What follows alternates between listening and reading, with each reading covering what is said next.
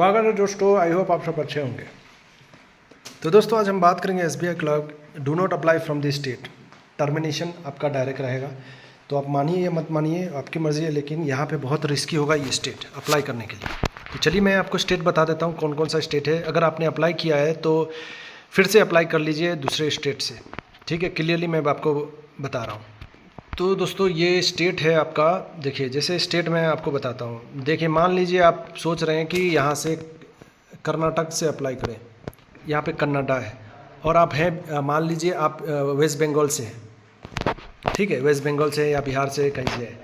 तो एक चीज़ है कि आपको देखिए SBI बहुत स्ट्रिक्ट है LPT के रिगार्डिंग, तो आपको डेफिनेटली आपको आता नहीं होगा कन्नाडा, ठीक है। तो डेफिनेटली आपको क्या होगा कि टर्मिनेट कर दिया जाएगा, आप मानिए या मत मानिए।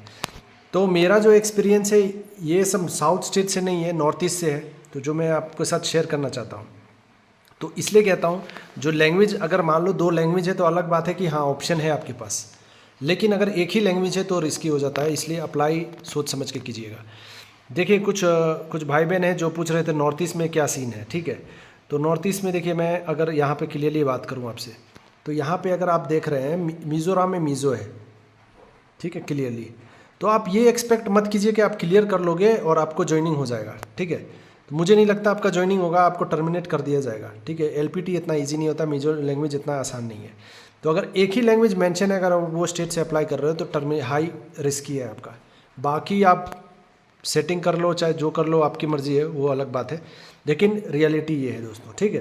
तो ये पॉइंट बहुत इंपॉर्टेंट है। एक लैंग्वेज है, अगर 3 लैंग्वेज है, मान लीजिए आसामीज़, बंगाली, बोडो, तो यहाँ पे तो ऑप्शनल है, कोई टेंशन नहीं है। लेकिन फिर भी कुछ केसेस में टेंशन आ जाता है, ठीक है, जो खासी गाढ़ो इंग्लिश में, लेकिन बहुत कम चांसेस है जो आपको टर्मिनेट किया जाएगा ऐसे केसेस में।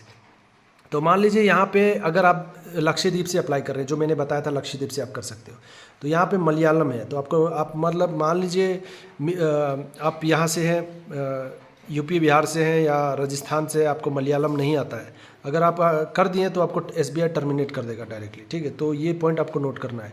तो गोवा में देखिए, गोवा में ये कोंकणी, ठीक है, कोंकणी है, तो यहाँ पे अगर आपको कोंकणी नहीं आ रहा है तो ये टर्मिनेट कर दिया जाएगा। तो ये क्योंकि SBI बहुत स्ट्रिक्ट है LPT में, आप मानिए या मत मानिए दोस्तों, लेकिन आप रिस्क लेना चाहते हैं, रिस्क लेके खुद पर्सनल एक्सपीरियंस कर सकते हैं, लेकिन इशू आएगा तो आएगा, ठीक है दोस्तों।